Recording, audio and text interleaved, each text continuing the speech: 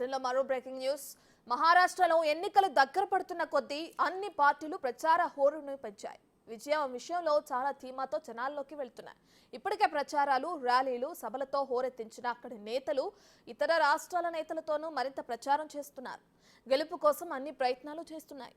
తమ పార్టీ అభ్యర్థుల గెలుపు కోసం ఇతర నేతలను ప్రచార హోరులో దింపుతున్నాయి. వారితో క్యాంపెయిన్ చేయించుకుంటున్నారు.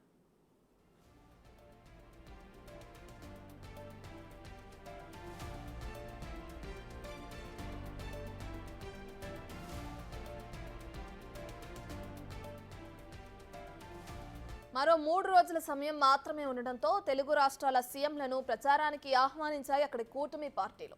దీంతో ఎలక్షన్ క్యాంపెయిన్లో పాల్గొనేందుకు తెలుగు రాష్ట్రాల సీఎంలు మహాబాట పట్టారు. కేవలం సీఎంలే కాదు, ఆయా పార్టీలకు సంబంధించిన మంత్రులు, ఇతర నాయకులతో కూడా ప్రచారం నిర్వహిస్తున్నారు. తెలుగు వారుండే ప్రాంతాల్లో క్యాంపెయిన్ చేస్తున్నారు.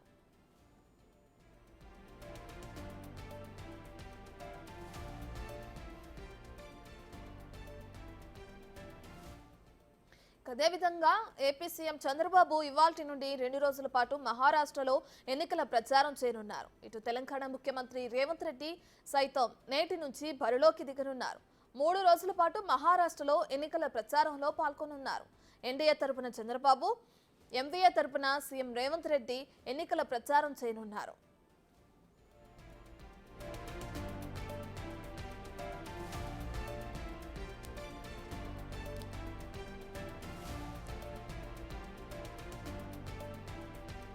అయితే మహారాష్ట్ర ఎన్నికల్లో గెలుపును ఎన్డీఏ కూటమి ప్రతిష్టాత్మకంగా తీసుకుంది. ఈసారి ఎలాగైనా గెలవాలనే పట్టుదలతో ముందుకెళ్తుంది. ఏ చిన్న అవకాశాన్ని జార విడుచుకోకుండా ప్రజలను ప్రసన్నం చేసుకోవాలని చూస్తుంది. ఇందులో భాగంగా తెలుగు మూలాలున్న ప్రాంతాల్లో చంద్రబాబుతో విస్తృతంగా ప్రచారం చేయించే ప్లాన్ చేసింది. దీంతో తెలుగు ప్రజలున్న ప్రాంతాల్లో ర్యాలీలతో పాటు బహిరంగ సభల్లో చంద్రబాబు పాల్గొనున్నట్లు తెలుస్తుంది.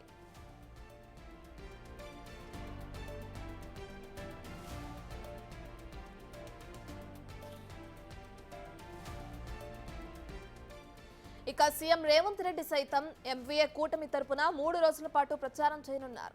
ఎంవీఏ కూటమి అభ్యర్థులకు మద్దతుగా ముమ్మరంగా క్యాంపెయిన్ చేయనున్నారు. తెలంగాణలో కాంగ్రెస్ ప్రభుత్వం అమలు చేస్తున్న సంక్షేమ పథకాలను రేవంత్ రెడ్డి వివరించనున్నారు.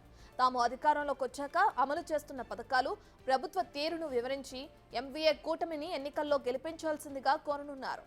అలాగే పలు ప్రాంతాల్లో నిర్వహించే కార్నర్ మీటింగ్స్ లోనూ రేవంత్ పాల్గొనున్నారు. ఎన్డీఏ కూటమి తరపున చంద్రబాబు, ఎంవీఏ కూటమి తరపున రేవంత్ ప్రచారంలో ఇద్దరు తెలుగు ముఖ్యమంత్రులు వేరే రాష్ట్రంలో పరస్పర వ్యతిరేక పార్టీలకు ప్రచారం చేయనున్నారు.